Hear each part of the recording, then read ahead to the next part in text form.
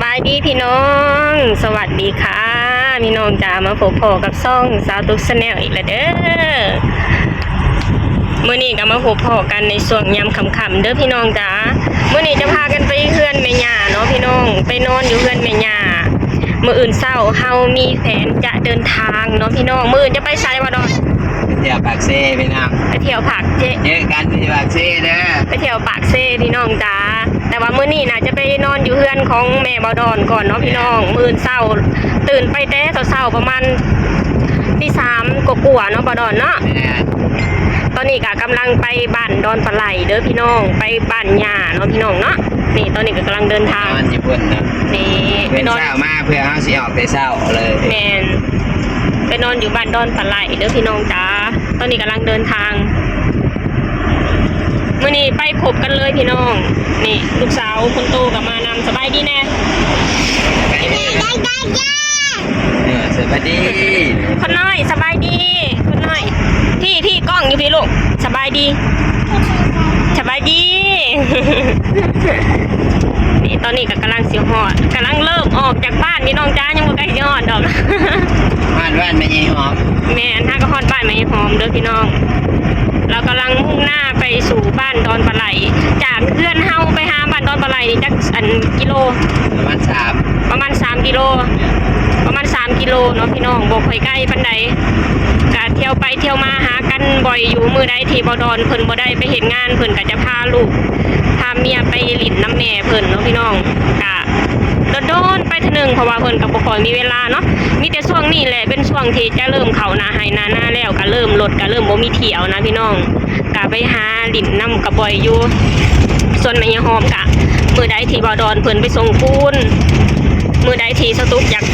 มาลิ้นน้ำเพิ่นสตุกก็มาเองเนาะพี่น้องโดยน้ำไหล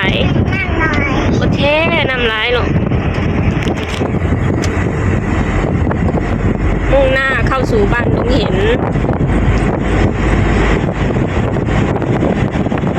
เพราะว่าบ้านใกล้นะพี่น้องอยากไปยามใดก็ได้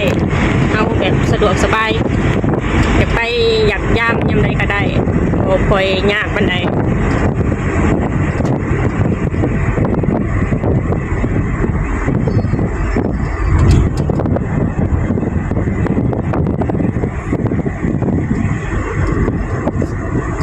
แล้วก็นอนอยู่บ้านดอนปลาไหลมื้อเช้าก็ไปตั้งแต่ตี 3กว่าๆพี่น้องแจ้งบ่แดดนะเพราะว่าไปหลายคนนะแม่นเพราะว่าเป็นรถกระบะนะพี่น้องแคบเป็นรถกระบะเป็นแคบอีกอย่างก็หลายคนนำคนที่นั่งอยู่ทั้งอันหลังกระบะก็จะได้บ่ต้องแดดก็เลยพากันไปแต่เช้าแล้วแต่อันดอนปลาไหลฮอดปากเซ่นี่จักชั่วโมงจังฮอดประมาณสักถ้าไปแต่4 โมงก็ประมาณ7 โมงเช้าฮอดประมาณ7 โมงเช้า4 5 6 7ประมาณ3 ชั่วโมงกว่าประมาณ3 ชั่วโมงกว่าก็ฮอดแล้วเพราะว่าบ่ค่อยไกลปานใดสตุกเองบ่เคยไปจักเถื่อพี่น้องเลยได้บ่เคยไปจักเถื่อเจ้าบ่เคยไปเหรอบ่เคยไปตินั่นแหละพ่ออยากไปแม่ไปเพราะว่าบ่ดอนเพิ่นอยากไปพี่น้องเพิ่นบ่เคยไปจักเถื่อนี่ภาคใต้พี่น้องไปกินทุเรียนเดี๋ยวสตุกจะพาของแม่พี่น้องไปเบิ่งเมืองปากเซ่พี่น้องสตุกเองก็บ่เคยไปจักเถื่อเห็นเขาเจ้าไปเที่ยวกันหลายอยู่เด้มีน้ำตกเนาะบ่ดอนเนาะ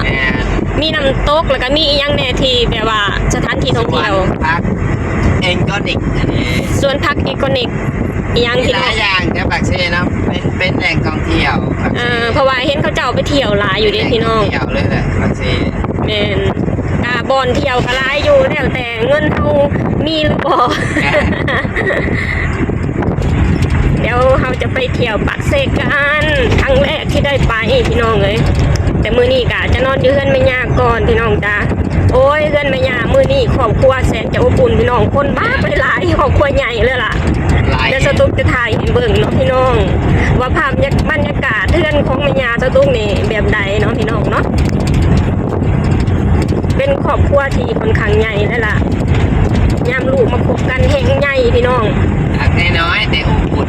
หลังน้อยแต่อบอุ่นเป็นเฮือนหลังใหม่เด้อพี่น้องเฮือนโบราณนะ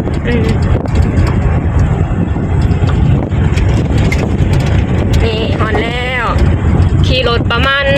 5 นาทีกว่า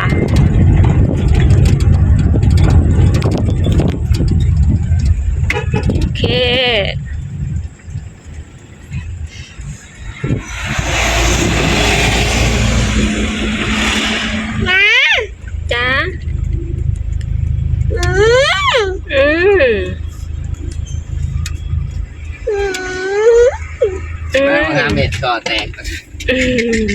ลงของบ่ เริ่มกอง เลี้ยวอัน ได้ได้ครับต่างเกลือ ลืมเบรกบ่หรือว่าเลี้ยวบ่ทัน เรียกว่าท่านมันคิดว่ามันวิทย์แล้วมันได้ครับมันต่างจ้วยไก่เรื่อง นี่หอดแล้วโอเค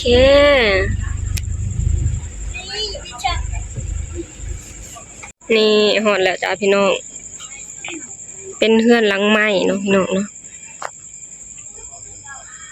หลังไม้หลังเล็กๆแต่ว่าอบอุ่นเด้อพี่น้องนี่เพิ่นก็กำลังก่อสร้างเฮือนอยู่เด้อพี่น้องเฮือนของลูกสาวเฮือนป้าของสตุกเด้อพี่น้องนี่แม่ใหญ่นั่งถ่าอยู่เฮือนลูกชายเห็นลูกคนใดมาก็มานั่งคอยอยู่ละอีหยัง ซิว อีหยัง เตี้ย ฮะ เตี้ยเมื่อตอนใด ไผเฮ็ดหยัง เมื่อตอนใดทำมาเตี้ยเมื่อตอนใด ไป ไปเป็นยังไงไป สุพรรณหอบกระเป๋าปานสิไปกรุงเทพ ก็ กระเป๋ามาลายพี่น้อง 3 ชุดได้สิบังนี่ คนละ3ชุดคนละ3ชุดไปกันเลย คนละ2ชุด แม่ใหญ่นั่งท่า คนละ2ชุด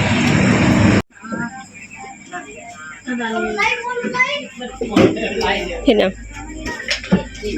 ก็จะทำกุ้งไม่ใช่เห็ดยัง ตำกุ้งได้กุ้งไหมใส่ ไม่ใช่เชื่อ โอเคกุ้งเต้น บนเต้นนะจำนะทำหัวแปะนะประจาไม่ได้เต้นบ้านะ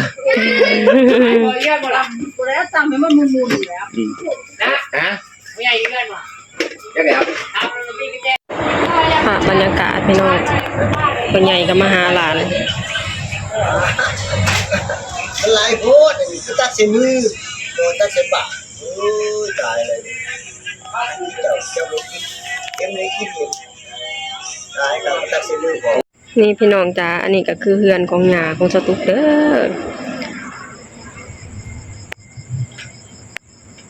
บรรยากาศก็คือยังแบบว่า เป็นเฮือนสมัยเก่าอยู่เนาะพี่น้องแบบว่ายามร้อนๆมาอยู่มานอนเนี่ยโอ้ยเย็นค่ะพี่น้องจ้านี่อันนี้คือตู้เย็นสตุกเอาให้เพิ่นก็จะบ่ปิดนี่ภาพบรรยากาศรวมๆเนาะพี่น้องโอเคพี่น้องจ้าไปพบกันคลิปต่อไปเนาะพี่น้องเป็นคลิปที่สตุกตื่นตั้งแต่ตี3กว่าๆเพื่อจะเดินทางไปปากเซเนาะพี่น้องเนาะสำหรับคลิปนี้สตุกกะจะขอจบลงเท่านี้ก่อนเด้อฝากให้พี่น้องช่วยกดไลค์กดแชร์กดติดตามในช่องสตุก Channel หน่อยเด้อสบายดีสวัสดีค่ะ